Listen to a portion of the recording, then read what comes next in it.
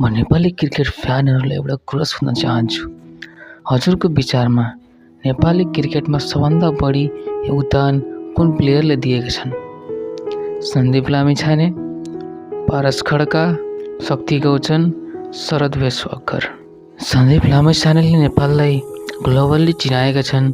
CPL, BBL, PSL, IPL, BPL, Dubai Abu Dhabi T10 जस्ता सबै league खेलेर नेपाललाई ग्लोबल्ली चिनाएका छन् सन्दीप लामिछानेले। र पारस खड्काले नेपालको क्याप्टेन्सी गरेर नेपालको सबैभन्दा उत्कृष्ट अलराउन्डरको रूपमा नेपाललाई धेरै योगदान दिएका छन्। 2009 देखि 2018 सम्म नेपाललाई क्रिकेटमा धेरै योगदान दिएका छन्।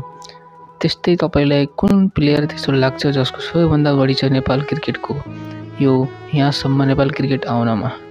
कमेन्टमा बताउनुहोस्। Thank you.